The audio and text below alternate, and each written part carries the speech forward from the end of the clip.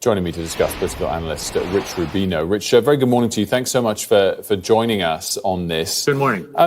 Do you think that Donald Trump is seeking a genuine, long-term, close relationship economically, politically with Russia? Or is this all just part of the negotiation to make sure the war is ended? My supposition is that he probably does want to have a long-term relationship with Mr. Putin. He did have a very friendly relationship during Donald Trump's first term. Joe Biden, after Russia invaded Ukraine, basically decided that he would not meet with Vladimir Putin. And I think that Donald Trump wants to have a little bit more cozy of a relationship. And there is obviously a split within the Republican Party, his political party, with those who believe that he should try to negotiate a negotiated settlement with Ukraine, and those who believe that those who are a lot more sympathetic to the interest of Ukraine. So there's very much a division in the U.S. on that. So I mean, I guess it begs the next question, which a lot of people over here are very focused on, that even if there is a peace deal, which is shaping up to be quite unfair on Ukraine, do you think the U.S. will want to see that deal enforced to the letter of the law, to the letter of the deal after the fact? Or if Putin in a year or whatever decides to sort of push on further, will Donald Trump be quite relaxed about that if his new relationship is with Putin? It's a great question. There are many in the United States who don't think he should be negotiating, at least not negotiating unilaterally. They only should be negotiating if it's bilateral and if the Ukrainians are certainly at the table. But Donald Trump takes a different view. It's very much divergent with what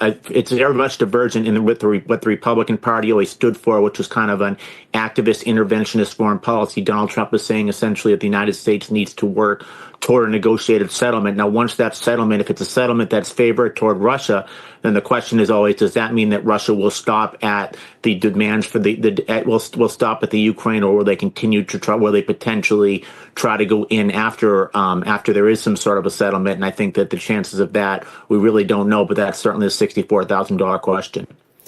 What do you make of Marco Rubio on all of these points? Because as recently as a year or two ago, he was quite a sort of traditional Republican hawk against Russia. He still is against China, or at least his rhetoric is. He seems to have made a pretty about turn towards Russia. Do you think that's because he's just trying to please his boss, or has he genuinely changed his views on this? I think that probably has a lot to do with it. Marco Rubio and Donald Trump are once bitter rivals. They both sought the Republican presidential nomination back in 2016.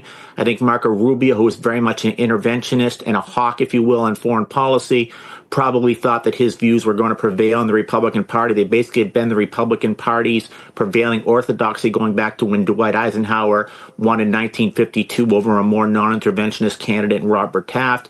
But I think that he basically saw the handwriting on the wall and saw that Donald Trump's wing of the Republican Party has won out there. And I think that he kind of decided that he now has to subscribe to Donald Trump's new Republican ideology in order to get the job in the administration that he wanted. Otherwise, he would simply be a backbencher in the United States Senate representing Florida with no real with no real way to potentially move up to the presidency, in that Donald Trump and his wing of the Republican Party are so hegemonic today.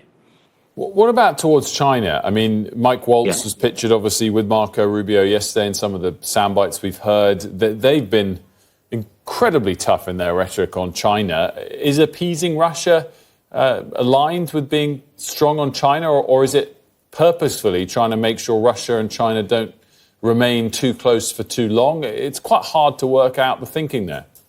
Yeah, it reminds me a little bit of Henry Kissinger, who was the Secretary of State during President Nixon and President Ford, and he would try to talk about, there being some sort of a rift between the Chinese and the Soviets, and that's why the United States would try to form an alliance with China. Now you're seeing the exact same thing today. My guess is they probably see some similarities, but there are certainly many differences in terms of the relationship.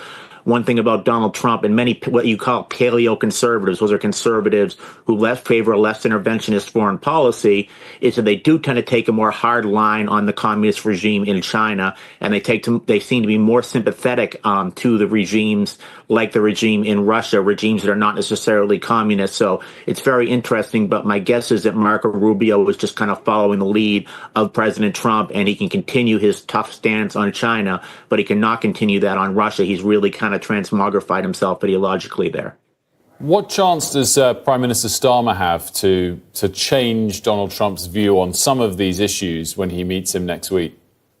I think it's very slim. I think that Donald Trump, and certainly Donald Trump, got elected in 2016, got elected again in 2024, in saying that he's going to have essentially campaigning on a more humble foreign policy, talking about putting America first.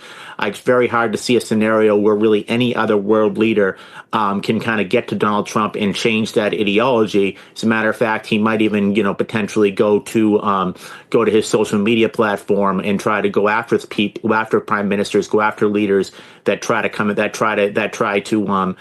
have a different policy than him. So I don't think there's really going to be anything there. We'll have to leave it there, Rich. Thanks so much for joining us. Thank you so much for having me on. Rich Rubino, independent journalist and author.